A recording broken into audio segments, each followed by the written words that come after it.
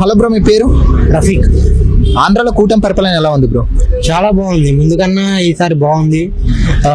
చాలా ఇన్వెస్ట్మెంట్స్ కూడా వచ్చాయి వైజాగ్లో కానీ అమరావతిలో కానీ.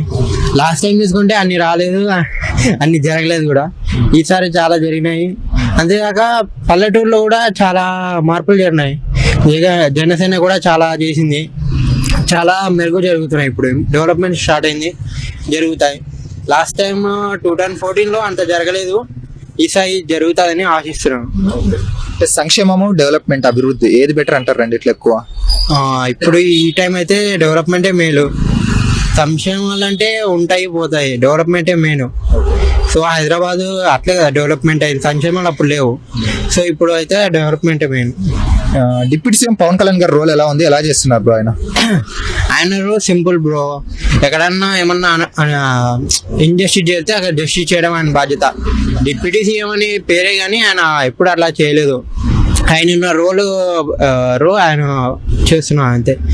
మొన్న కూడా జరిగిన బ్లైండ్ పీపుల్ మీటింగ్ లో ఒక అమ్మాయి మాకు రోడ్డు లేదు అంటే వెంటనే రోడ్డు అమలు చేశారు. సో ఆయన బాగా చేస్తున్నారు. అలాగే చూసుకుంటే నారా లోకేష్ గారిది ఎలా ఉంది బ్రో? ఆయన ఐటీ మినిస్టర్ గా ఉన్నారు కదా, ఎలా చేస్తున్నారు ఆయన రోల్? ఆయన అయితే మాకు ఇన్స్పిరేషన్ బ్రో. ఫస్ట్ స్టార్టింగ్ లో 2014లో అంతగా ఎవరు తెలియదు, అప్పుడు కూడా అంత లేదు, తెలుగు కూడా రాదు ఆయనకి. అప్పుడు అందరూ ఎక్కిచ్చారు. 2014 to 2020 వరకు అందరూ పప్పు అనేవారు, కానీ ఇప్పుడు ఆయన ఒక రేంజ్ ఉన్నారు బ్రో.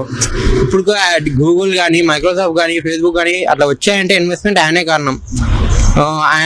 ఆయనతో పోలించాలంటే కేటీఆర్, ఇక్కడ తెలంగాణ కేటీఆర్ ఎట్లా చేశాడో తెలంగాణకి ఇప్పుడు మనకు చేస్తున్నారు అట్లా నారా లోకేష్. చంద్రబాబు నాయుడు గారి విజన్ ఎలా ఉండబోతుంది? 2047 అని విజన్ స్టార్ట్ చేశారు ఆయన, ఎలా ఉండబోతుంది? అదే చెప్తున్నాను బ్రో, 2014లో అదే చెప్పారు, అమరావతి డెవలప్ అవుతుంది అని. కాకపోతే నెక్స్ట్ ఇయర్ కొన్ని కారణాల వల్ల రాలేదు. ఈసారి అయినా ఆ విజన్ అయితే బాగుంటది. అదే విజన్ అయితే బాగుంది. విజన్ మనం ముందే చూసాం, హైదరాబాద్ ఎట్లా చేశారు, అమరావతిలో కూడా కొన్ని చేశారు, కియా తెచ్చారు, కొన్ని వేరే కంపెనీస్ తెచ్చారు. కాకపోతే నెక్స్ట్ టైంకి అది ఇంప్లిమెంట్ అవ్వలేదు. సో ఈసారి ఇంప్లిమెంట్ 2 years 3 years అట్లే ఉంటే కన్ఫామ్ గా ఈ విజన్ తిరుగుతుంది. నారా లోకేష్ గారు అలాగే డిప్యూటీ సీఎం పవన్ కళ్యాణ్ గారు, వీళ్ళిద్దరిలో నెక్స్ట్ నాయకుడు ఎవరు, లక్షణాలు ఎవరు కనిపిస్తున్నాయి? అదైతే చెప్పలేం బ్రో. నారా లోకేష్ పవన్ కళ్యాణ్ రెండు సేమ్ ఎక్స్పీరియన్సే ఉంది. ఇద్దరు సేమ్ మినిస్టర్స్ గానే వచ్చారు. సో పీపుల్ డిసైడ్ చేస్తారు ఎవరు ఎంత బాగా చేస్తారో అని. కూటమి 2029 వరకు కలిసి ఉండే అవకాశం ఏమైనా కనిపిస్తుందా? విడిపోయే అవకాశాలు ఏమైనా ఉన్నాయా? నాకు తెలిసి కలిసి ఉండే అవకాశమే చాలా వరకు ఉన్నాయి. ఎందుకంటే ఇప్పుడు మరి జగన్ వస్తే డెవలప్మెంట్ ఆగిపోతుంది, మరి ఆయన డెవలప్మెంట్ స్టార్ట్ చేయడం మళ్ళీ కష్టం అవుతుంది. సో కూటమి ఒక 2030 అట్లా వరకు ఉంటే డెవలప్మెంట్ చాలా బాగుంటుంది. 2029లో జగన్ గారు కంబ్యాక్ ఇచ్చే అవకాశాలు ఏమైనా ఉన్నాయా, లేవంటారా? ఇప్పటికైతే అంత తెలియదు, అనిపించట్లేదు. ఎందుకంటే కూటమి బాగా చేస్తుంది, అంతేకాక డెవలప్మెంట్ కూడా బాగా జరుగుతున్నాయి.